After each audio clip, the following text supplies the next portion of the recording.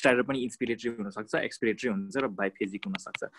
सुप्राग्लोटिक part छ, माथिको part छ भने इन्स्पिरेटरी हुन्छ, सबग्लोटिक पार्ट थर्ड ट्र्याकिया छ भने बाइफेजिक हुन्छ, र लोवर एन्ड अफ ट्र्याकियाको मलेसिया भएको छ, ट्र्याकियो मलेसिया भन्छ नि, त्यो चाहिँ प्रिडोमिनेटली एक्सपिरेटरी हुन्छ, त्यो चाहिँ आफ्नो छँदैछ। But that being said most commonly stridor are defined as inspiratory, harsh, high pitch sound है, inspiratory, harsh, high pitch, and they are also musical sound. Wheezing is also musical, but it is low pitched and it is predominantly expiratory है, ठीक छ। अनि एउटा कुराको एमसीक्यूमा कहीं अब सोध्दैला कि स्टाइडर भनेको is cause because of extra thoracic airway compression है। अब चाहिँ के बुझ्नु पर्यो, बच्चा जन्मिने बित्तिकै बच्चाको जुन जो एयरवेजहरू छ, एयरवे चाहिँ पहिलेदेखि सानो हुन्छ है, र यसमा चाहिँ मसलहरूको हाइपर एक्टिभिटीको लागि they have tendency to go further narrowing of the blood त्यो अफ द ब्रोंकियल वाल्स हैन। अनि एउटा चाहिँ के बुझ्नु पर्यो, resistance offered by any tube है, रेजिस्टेन्स इज के भन्छ inversely proportional to fourth power of the radius है। यो चाहिँ अब यो चाहिँ एक दुई ठाउँ मैले एमसीक्यूमै देखाएको छु, यसरी नै दिएको छ कि रेडियस एउटा ब्रोंकियल वालको 2 टाइम्स बढ्यो भने रेजिस्टेन्स कति टाइमले बढ्छ हैन, सरी रेडियस 2 टाइमले घट्यो भने रेजिस्टेन्स कति टाइमले बढ्छ हैन, 2 टु द पावर 4 भनेको 16 टाइम हो एन्सर। मोस्ट कमनली एमसीक्यू नै यही नै हुन्छ, 2 हुन्छ यहाँ चाहिँ अप्सनमा 4 हुन्छ, 8 हुन्छ, 16 हुन्छ, 32 हुन्छ हैन, सो 16 लगाइदिनु है, because fourth power. So because रेडियसको फोर्थ पावरले रेजिस्टेन्स हुन्छ, हल्का पनि तिमीले रेडियसलाई चेन्ज गर्यो, डेल्टा आर जति सानो भए पनि यो जुन डेल्टा रेडियस जति सानो भए पनि डेल्टा रेजिस्टेन्स चाहिँ ठुलो भएर आउँछ क्या। सो हल्का पनि तिमीले चेन्ज गर्यो रेडियसमा भने रेजिस्टेन्स चाहिँ एकदम ठुलो भएर आउँछ, त्यो चाहिँ बुझ्नु पर्यो। And that's the whole pathophysiology of bronchiolitis. ब्रोंकियोलाइटिसमा के हुन्छ, भाइरल इन्फेक्सन हुन्छ, भाइरल इन्फेक्सनले के गर्छ, इडिमा गराउँछ, सेलुलर डेब्री गराउँछ, सम डिग्री अफ ब्रोंकोस्पाज्म गराउँछ, त्यसको कारणले रेडियस सानो हुन्छ, एयरवे ल्युमेन सानो हुन्छ, रेजिस्टेन्स यति हाई भएर आउँछ कि एयरवे अब्स्ट्रक्सनै भएर आउँछ। त्यो पनि मोर कति बेला हुन्छ, इन्स्पिरेसन कि एक्सपिरेसनमा, द आन्सर वुड बी एक्सपिरेसनमा बेसी हुन्छ, त्यसैले त एयरवे ट्र्यापिङ हुन्छ है। सो त्यति बुझ्नु पर्यो हैन। अनि अल जुन प्याथोफिजियोलोजी मैले एक्सप्लेन गरेँ नि कि बच्चाको airway are more predispose to develop bronchiolitis because they are more flexible, they have more tendency to go undergo reflex bronchospasm, त्यो चाहिँ पहिलेदेखि बच्चाको एयरवे आफैदेखि सानो छ। These all things get corrected and बच्चा develops airway type adult type of airway by the age of 1 year है। MCQ type सोध्न सकिन्छ, many of this condition are grown by the age of 1 year, ठिक छ। Okay ल, अब कजेटिभ एजेन्टमा हेऱ्यो भने so most common causative agent of acute bronchiolitis is respiratory syncytial virus. Your MCQ most common is respiratory syncytial virus. More than 50% of the cases of bronchiolitis are because of respiratory syncytial virus. That being said, other causes haru pani cha हैन, other causes ma चाहिँ यहाँ parainfluenza भयो, somehow याद गर्नु है, influenza चाहिँ छैन, parainfluenza भयो है, राइनो भाइरस भयो है, एडिनो भयो, मेटानिमो भयो, अस्ति सचिनले भनेको थियो बोका भाइरस है, बोका virus it's a novel cause, आजकल भर्खर थाहा पाएको बोका भाइरस है, बोका भाइरस भयो। यो सबैमा त एउटा एमसीक्यू चाहिँ के इम्पोर्टेन्ट छ, एडिनो भाइरस एमसीक्यू इम्पोर्टेन्ट छ ल। जब एडिनो भाइरसले ब्रोंकियोलाइटिस गराउँछ नि, त्यो bronchiolitis is associated with irreversible है, irreversible or permanent type of fibrosis है इन द ब्रोंकियल वाल। त्यसको कारणले योलाई चाहिँ तिमीले ट्रिट गरे पनि यो चाहिँ ठिक हुँदैन, यो पर्सिस्टेन्ट भइहाल्छ है, यो बुझ्यो हो। अनि यसलाई चाहिँ के भन्छ, ब्रोंकियोलाइटिस ओब्लिटरान्स भन्छ,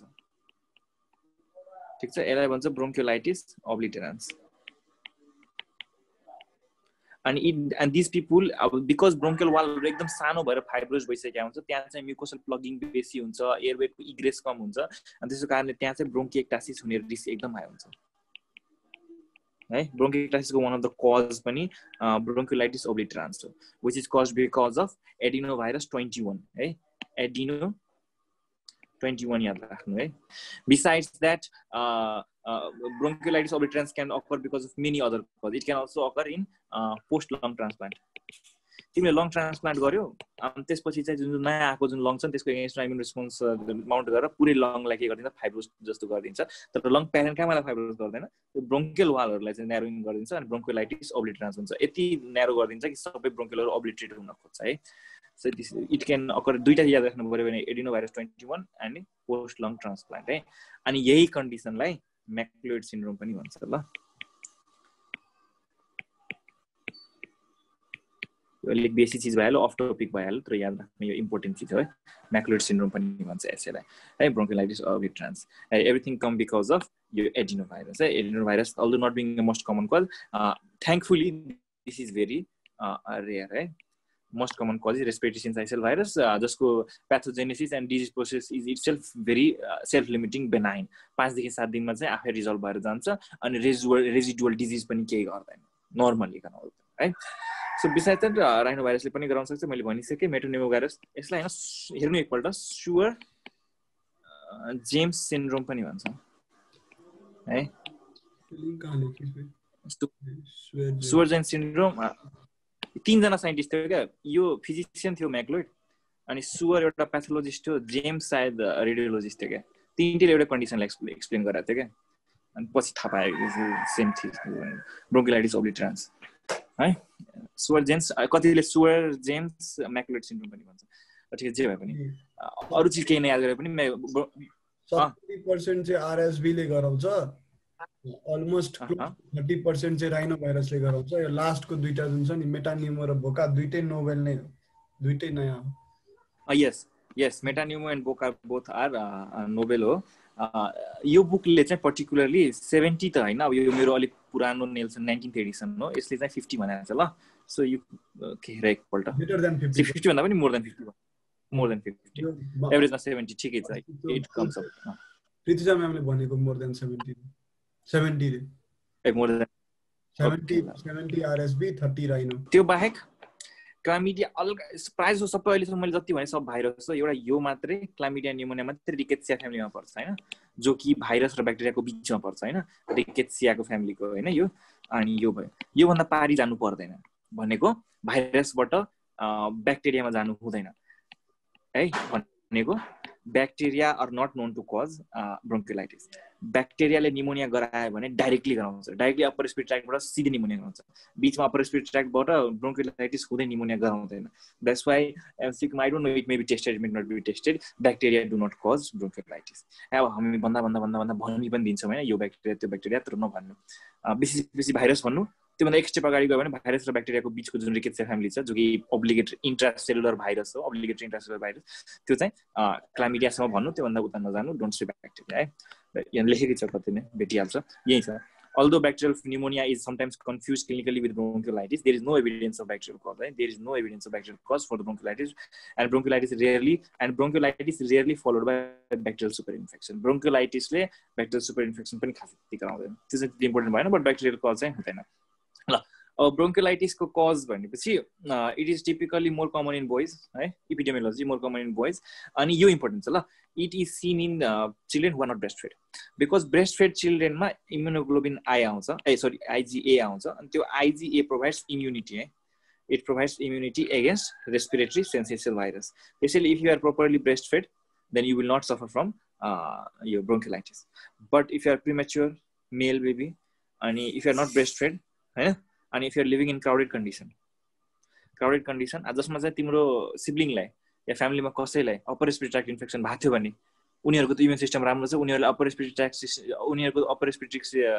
ट्र्याक्ट इन्फेक्सन मात्रै भएर निको भएर छ तर जुन बच्चा छ त्यसको लागि त first time respiratory syncytial virus infection भइरहेछ ही विल डेभलप ब्रोन्कियोलाइटिस अनि हिस्ट्री लिँदाखेरि यो इम्पोर्टेन्ट छ ब्रोन्कियोलाइटिसको केस थाहा भइसकेपछि फ्यामिली हिस्ट्रीमा सोध्नुपर्छ उसको फ्यामिलीमा अहिले होइन 1 हप्ता या 2 हप्ता पहिले पनि कसैलाई अप्पर रेस्पिरेटरी ट्र्याक्ट इन्फेक्सन भएर निको भएको थियो कि थिएन and like almost always you will find कि उसको ओल्डर सिब्लिङलाई यस्तो भइरहेको हुन्छ जहिले पनि उसको नाक चुइनिरहेको हुन्छ रुगाखुकी लागि नै हुन्छ अस्ति पनि लागेको थियो या उसको मदरलाई मोस्ट लाइकली त मदरले आफै भन्छ कि मलाई लागेको थियो 1 महिना पहिला निको भयो अनि त्यसपछि चाहिँ नानीलाई लागेको भनेर भन्छ so family history is very important है फ्यामिली हिस्ट्री दिन्छ नि यहाँ old family member are a common source त ब्रेस्ट मिल्क को कोलेस्ट्रमले मात्र दिन्छ क्या आइजीए एन्टिबोडीज सो त्यो बच्चाहरूलाई चाहिँ सुरुको 2 महिनासम्म मात्र प्रोटेक्सन गराउँछ क्या सो ब्रेस्ट फिड बेबीहरूमा जसले कोलेस्ट्रम खुवाछ राम्रोसित त्यो बच्चालाई त्यो त्यसमा चाहिँ आइजीए एन्टिबोडी छ त्यसको चाहिँ प्रोटेक्सन चाहिँ 2 महिना सुरुको 2 महिनामा मात्र हुन्छ सो त्यहाँ तिमीले पढ्यो भने ब्रोन्कियोलाइटिसको त्यसले भने होलास् त्यो लाग्छ भने 2 महिना पछि मात्र लाग्छ 2 months to 1 month to 2 months to 6 months छ can extend up to 2 years. So yeah, breastfeed गरेको छैन स्पेशली breastfeed गर्ले भने कोलेस्ट्रम खुवाएको छैन भने मान्छेले चाहिँ ब्रोन्कियोलाइटिसको रिस्क चाहिँ हाई भएर आउँछ ओके ठिकै छ कोलेस्ट्रम खुवायो भने 2 महिना लाग्दैन कोलेस्ट्रम खुवाएन भने पनि जब इन्फेक्सन भयो भने 2 महिना पछि नै हुन्छ हैन अब ठिकै छ ल त्यो छुट्यो The claim management respiratory tract यति भयो हैन. सो ल कमन एज ग्रुप चाहिँ भनिसके हैन. बोइजमा अनि ब्रेस्ट फेड गराएको छैन, क्राउडेड कन्डिसन छ र उसको फ्यामिलीलाई कसैलाई के भएको थियो भने उलाई उनी रिस्क हाई हुन्छ. घाइले चाहिँ कमन एज ग्रुप चाहिँ फ्रम 1 month to 6 month लेखेको छ. मोस्ट कमन यो हो है. एमसीक्यू पनि यही सोध्छ. But may occur up to 2 years सम्म जान सक्छ है. ठीक छ, यो चाहिँ याद राख्नु पर्यो. 1 to 6 month मा चाहिँ भेरी कमन हुन्छ. ओके, अब चाहिँ के बुझ्नु पर्यो कि बेला चाहिँ अर्को कुरा राख्नु पर्छ. यति ओके 1 to 6 months को stridor may also be due to laryngomalacia. So त्यो पनि डिफरेन्शिएट. ल्यारिंगोमलेसिया या स्ट्राइडर या तर यस्तो ब्रोन्कोलाइटिस त मोर विजिङ तिर गइराछ. तिमी त ब्रोन्कोलाइटिस विजिङ गरेर सोध्छौ. तर ठिकै छ, हामीले चाहिँ ब्रोन्कोलाइटिस स्ट्राइडर र विजिङ भन्दा पनि we are more concern about noisy breathing भनेर है. सो ल डिफरेन्शियल डायग्नोसिस अफ विजिङ लिएर आयो भने के छ, तिमी के सोध्छौ भनेपछि तिमी डिफरेन्शियल डायग्नोसिस या तिमीलाई एक्जाममै सोध्यो के डिफरेन्शियल डायग्नोसिस हो भने एउटा चाहिँ तिम्रो के भइहाल्छ, इन्फेक्सन भइहाल्छ. त्यो इन्फेक्सन भनेको यो सबै के हो, ब्रोन्कोलाइटिस हो. त्यसपछि तिमी के भन्छौ, आजमा भन्छौ. एउटा भेरी इम्पोर्टेन्ट है, आजमा इज अ भेरी इम्पोर्टेन्ट. त्यो बाहेक चाहिँ के भन्न सक्छौ, यहाँ लेखेको छैन, घाइले लेखा छ कन्जेनाइटल हार्ट डिजिज र कन्जेस्टिभ कार्डियक फेलियरहरू छ नि, यिनीहरू पनि भेरी इम्पोर्टेन्ट कज फर यो भइहाल्यो. अर्को चाहिँ फरेन बडी एस्पिरेसन पनि इम्पोर्टेन्ट कज अफ विजिङ हो है. त्यसपछि चाहिँ कन्जेनाइटल कजेसहरू छँदैछ है. ल्यारिंगोमलेसिया भइहाल्यो, अनि ल्यारिन्जल ट्र्याकियल वेभहरूले पनि विजिङ गराउँछ. ट्र्याकियोसेफेजियल फिस्टुला GERDहरूले पनि गराउँछ है. त्यो सब छँदैछ. अनि यो सब त अलि रेयर कज भइहाल्यो है. यो इम्पोर्टेन्ट छ, GERD पनि गराउँछ है. सो ल यति भइसकेपछि चाहिँ अब के बुझ्नु पर्यो भनेपछि प्याथोजेनेसिस है. सो प्याथोजेनेसिसमा चाहिँ के हुन्छ भनेपछि तिमीलाई चाहिँ के हुन्छ, पहिला रेस्पिरेटरी सिन्साइटल भाइरसको इन्फेक्सन भयो तिमीलाई है, त्यो बच्चालाई. अनि इन्फेक्सन हुने बित्तिकै सुरुमा के हुन्छ, non specific upper respiratory tract इन्फेक्सनको फिचर्स आउँछ है. त्यसमा चाहिँ के हुन्छ, राइनोरिया हुन्छ, स्निजिङ हुन्छ है. त्यसपछि ब्याक्टेरिया जो भाइरस छ त्यो तल जाँदै जान्छ है. अनि जब तल जान्छ after few days of rhinorrhoea and sneezing like 2 to 3 days पछि के हुन्छ, जब यो रेस्पिरेटरी सिन्साइटल भाइरस तल आउँछ, रेस्पिरेटरी ट्र्याकमा आउँछ, स्पेशली ब्रोन्कियलको लेभलमा पुग्छ. त्यसपछि यसले के गर्छ, यो भाइरसले के गराउँछ, इन्फ्लामेसन गराउँछ. अनि inflammation of bronchial mucosa, bronchial lining or म्युकोसाको जब इन्फ्लामेसन भयो भने त्यो इन्फ्लामेसन भइसकेपछि के हुन्छ, म्युकोसाको इडिमा हुन्छ है. म्युकोसल इडिमा भयो. त्यहाँ फेरि इन्फिल्ट्रेसन अफ ल्युकोसाइट्स, स्पेशली इयोसिनोफिलको इन्फिल्ट्रेसन हुन्छ. यो इम्पोर्टेन्ट हुन्छ ल, इयोसिनोफिलको इन्फिल्ट्रेसन हुन्छ. अनि अरूहरूको इन्फिल्ट्रेसन हुन्छ. त्यहाँ म्युकोसल इडिमा हुन्छ. अनि some amount of, I am not saying anything but some amount of bronchospasm पनि हुन्छ है. सो ब्रोन्कोस्पाजम भयो. All this things ultimately leads to narrowing of the effective radius है. त्यो बच्चाको जुन चाहिँ एफेक्टिभ रेडियस छ, रेडियस अफ ब्रोन्कियल, यो चाहिँ न्यारोइङ हुन्छ. अनि न्यारोइङ भइसकेपछि के हुन्छ, ब्रोन्कियल अब्स्ट्रक्सनको फिचर्स लिएर आउँछ. बट बिकज अब्स्ट्रक्सन चाहिँ एउटै लेभलमा भइरहेको छ, सबैमा प्रायः जस्तो ब्रोन्कियल लेभलकैमा भइरहेको छ, त्यसैले चाहिँ यो के हुन्छ, विज लिएर आउँछ. विज पनि कस्तो हुन्छ, जेनरली मोनोफोनिक विज हुन्छ है. मोनोफोनिक विज हुन्छ. अनि मैले के भनेको थिएँ, अब अब्स्ट्रक्सन त इन्सपिरेसन र एक्सपिरेसनको लागि दुइटैको लागि हुनुपर्ने. But because during expiration further thorax collapse भएर फर्दर ब्रोन्कियल झन् कोल्याप्स हुन्छ, झन् न्यारो हुन्छ. त्यसको कारणले obstruction is more during expiration. त्यसैले सास तान्न सजिलो हुन्छ, फाल्न गाह्रो हुन्छ. So with every breath you are accumulating more air, but you are not throwing all the air that you inhale. That's why there is air trapping. तिम्रो चाहिँ एल्भेओलाइहरु के हुन्छ, ठुलो हुन्छ, झन् सबै एल्भेओलाइहरु ठुलो हुन्छ, बल्ज हुन्छ. So there is air trapping. तिम्रो लङ फिल्ड चाहिँ के हुन्छ, इन्क्रिज हुन्छ. बच्चाको चेस्ट चाहिँ के हुन्छ, बच्चाको चेस्ट चाहिँ के हुन्छ, एकदम हाइपर इन्फ्लेटेड हुन्छ है. अनि बच्चा is breathing at higher lung volume. ठीक छ, okay. So that is pathogenesis. यो बुझ्यो है, ठिकै छ. अब चाहिँ प्याथोजेनेसिस भइसकेपछि हामी चाहिँ के बुझ्ने, यसको चाहिँ क्लिनिकल म्यानिफेस्टेसन्सहरु के छ है. सो क्लिनिकल म्यानिफेस्टेसन चाहिँ इम्पोर्टेन्टमा अब हिस्ट्रीको कुरा मैले भनिहालेँ है। सो पर्टिकुलर हिस्ट्री के हुन्छ, मेल चाइल्ड हुन्छ, मेल चाइल्ड प्रिटर्म र टर्म बेबी हुन्छ, त्यसमा चाहिँ कोलेस्ट्रम खुवाएको थिएन, अनि त्यसपछि लाइक 2 to 6 मन्थको एज हुन्छ, अनि त्यसमा चाहिँ सुरुमा चाहिँ के हुन्छ, उसले उसको फ्यामिलीमा कसैलाई अप्पर रेस्पिरेटरी ट्र्याक्ट इन्फेक्सन थियो, त्यसपछि उसलाई अप्पर रेस्पिरेटरी ट्र्याक्ट इन्फेक्सन भयो, सुरुमा स्निजिङ मात्रै थियो, स्निजिङ थियो, राइनोरिया थियो, पछि चाहिँ के गर्यो बच्चाले डेभलप गर्यो, लो ग्रेड फिभर डेभलप गर्यो। जेनरली फिभर चाहिँ खासैमा हुँदैन, भयो भने पनि लो ग्रेड फिभर हुन्छ है। लो ग्रेड फिभरमा पनि मोर कमन सिम्टम्स अरू आर मोर कमन सिस्टम है, जसमा चाहिँ कफ हुन्छ, बच्चा विल डेभलप कफ है, अनि बच्चा विल डेभलप नोइजी ब्रिदिङ। आमाले त नोइजी ब्रिदिङ भन्छ, आमाले कहाँ विजिङ भन्छ होइन। सो नोइजी ब्रिदिङ भनेर भन्छ है। त्यसमा चाहिँ नोइजी ब्रिदिङ पनि कस्तो हुन्छ, विजिङ टाइप अफ नोइजी ब्रिदिङ हुन्छ है। सो विजिङ हुन्छ, कफ हुन्छ, लो ग्रेड फिभर हुन्छ, जो कि प्रोग्रेसिभली वर्स हुँदै जान्छ। अनि पछि तिमीले फिजिकल एक्जामिनेसन गरेर चेक गर्यो भने इन्सपेक्सनमा तिमी के हेर्छौ, इन्सपेक्सनमा चाहिँ के हुन्छ, उसको चेस्ट चाहिँ हाइपर इन्फ्लेक्टेड हुन्छ होइन, अनि उसको चेस्टको मुभमेन्टहरू के हुन्छ, अर्को चाहिँ रेस्पिरेटरी रेट उसको बढ्या हुन्छ, चेस्ट हाइपर इन्फ्लेक्टेड हुन्छ। बाइलेटरली चेस्ट चाहिँ सिमेट्रिकल मुभमेन्ट हुन्छ, तर चाहिँ overall movement of the chest चाहिँ के हुन्छ, डिमिनिस्ड हुन्छ। त्यसपछि चाहिँ इन्टरकोस्टल स्पेसेसमा के हुन्छ, हलोइङ हुन्छ है, अर चेस्ट रिट्र्याक्सन हुन्छ, त्यसलाई कोखा हान्नु भन्छ है। सो चेस्ट रिट्र्याक्सन हुन्छ। इन्सपेक्सन पछि तिमी के गर्छौ, पाल्पेसनमा तिमी के गर्छौ, बाइलेटरली सिमेट्रिकल मुभमेन्ट हुन्छ बट डिक्रिज मुभमेन्ट ओभरअल हुन्छ होइन।